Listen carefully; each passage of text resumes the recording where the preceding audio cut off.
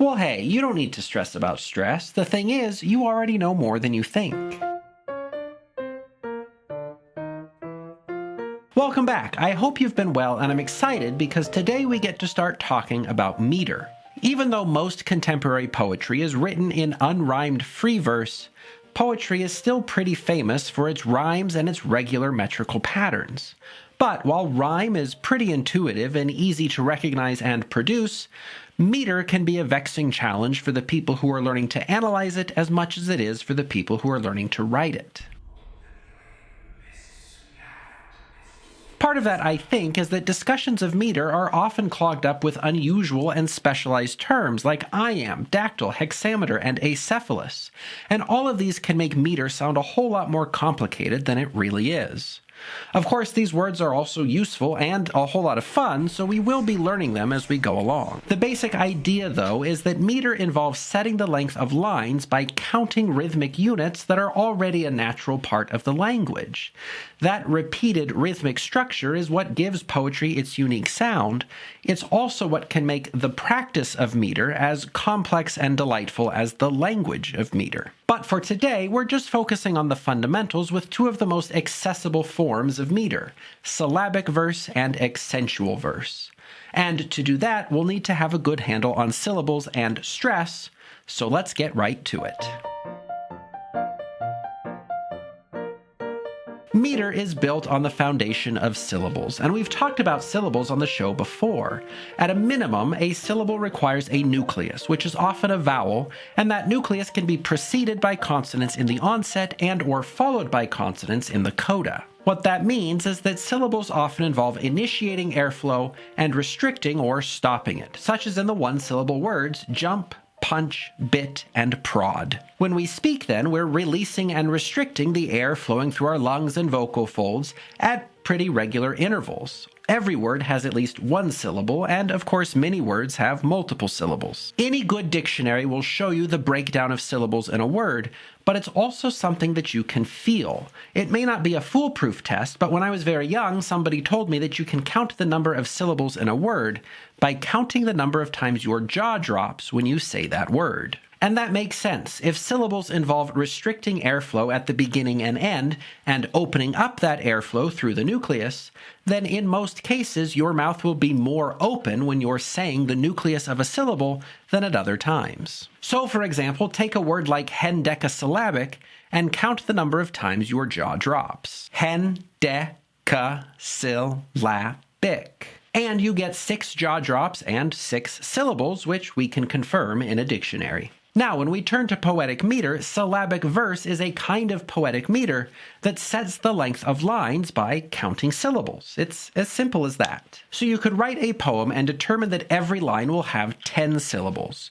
You start writing and you go until your jaw drops 10 times, or maybe a bonus 11th after you've astounded yourself with your brilliance, and then you move on to the next line and write until your jaw drops another 10 times. I'd bet that the syllabic form you're most familiar with is the haiku, or at least the version of the haiku that's been adapted into English and taught in grade schools since the dawn of time. Contemporary haiku don't really adhere to strict syllable counts, but the conventional English haiku is a short poem with 3 lines having 5, 7, and 5 syllables each. And at least in terms of syllabic meter, that's all you need to know. Count those syllables and you're on your way. For reasons we'll get into a little later, syllabic verse isn't likely to sound like it has much of a meter. Even where every line has the same number of syllables, syllabic verse largely ignores the qualities of syllables that make them rhythmic, so syllabic verse is likely to sound the most like natural speech. So if you want to go on a covert metrical mission, syllabic verse is going to be your first friend. Add to that the fact that it's fairly easy to manage, and it's a great way to start training yourself to think metrically. Now, while syllables are the foundation of poetic meter in English, they're actually not the most important thing to be paying attention to. And that's because not all syllables are equal. This then brings us to the perennial quandary of stress. Now, I've been in enough poetry classes, both as a student and teacher, to have heard people complain loudly about the difficulties of finding stressed and unstressed syllables. And to be fair, I think a poetry class is probably the only place in the world that you're ever going to be asked to identify stressed syllables.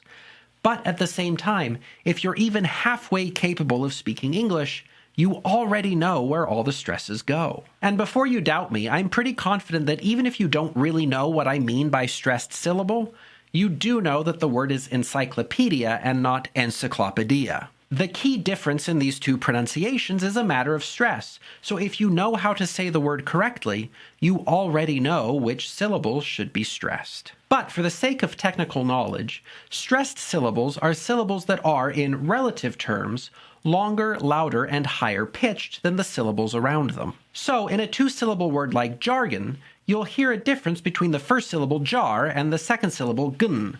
The first is the stressed syllable, and it's louder, longer, and higher pitched than the one that comes after it. Every word will have a syllable that receives primary stress. It's a syllable that's longer, louder, and higher pitched than any of the other syllables in that word.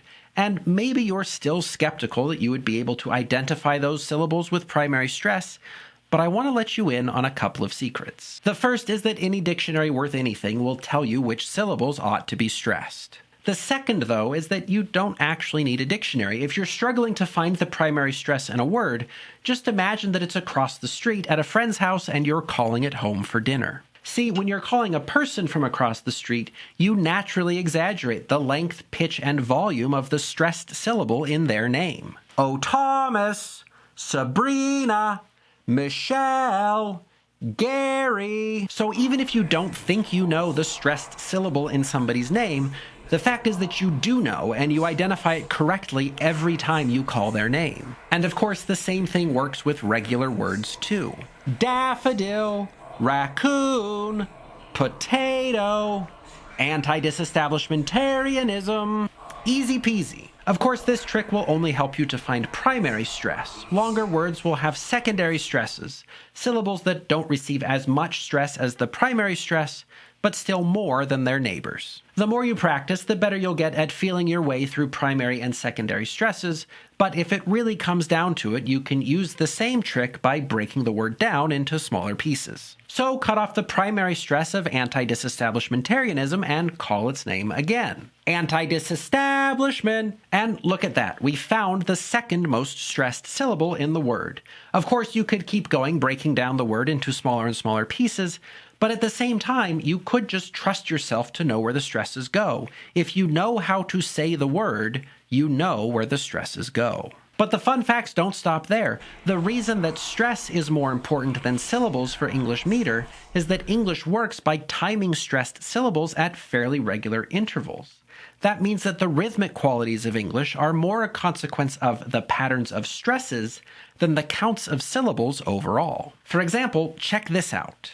If we write big blue bird, we have 3 stressed syllables, which will take roughly the same time to say as the bigger, bluer bird, which has added 3 unstressed syllables that get smushed in between the regular drum beats of our primary stresses. And we can add more: the biggest and bluest eagle, the enormous cerulean chickadee, and all of them in succession just to let it all settle in.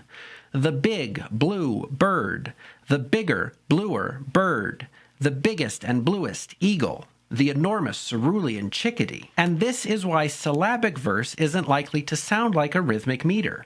If all you're doing is counting syllables, you'll likely end up with inconsistent and irregular numbers of stresses in each line.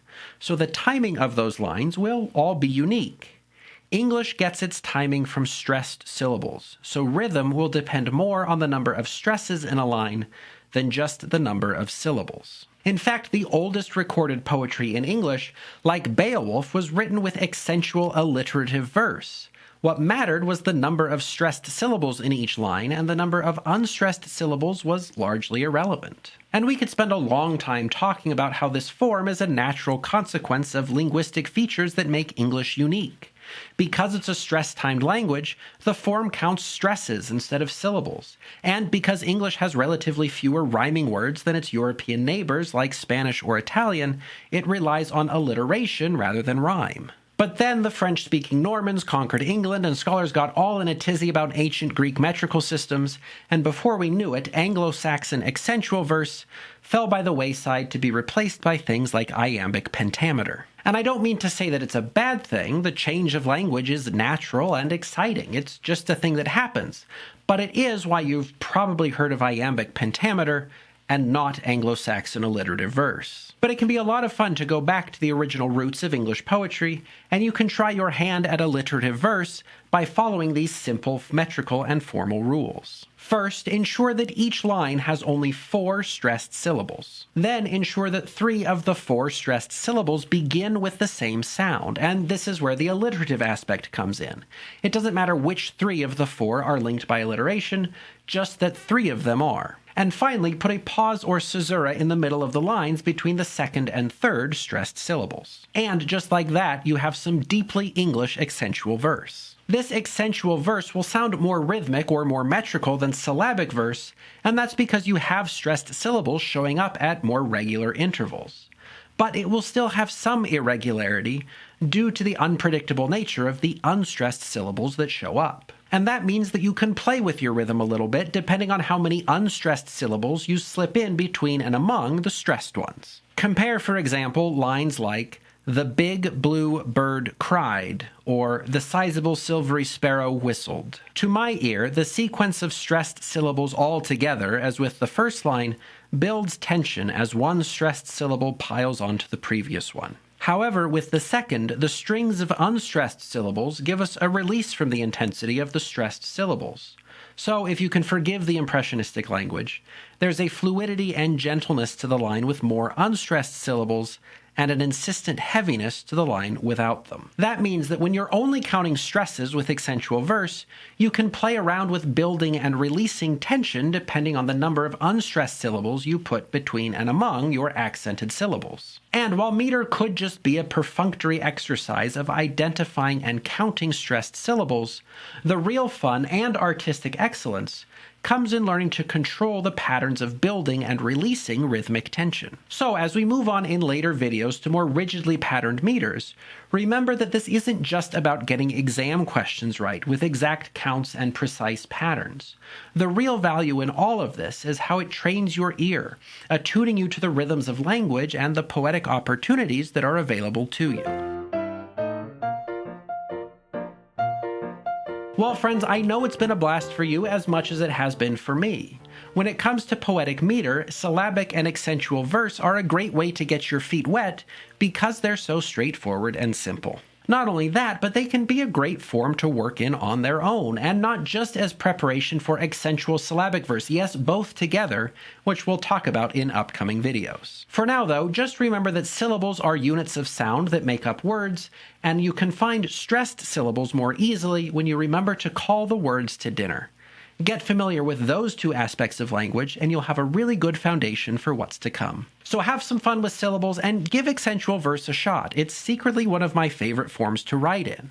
While you do that, I'll look forward to seeing you again soon.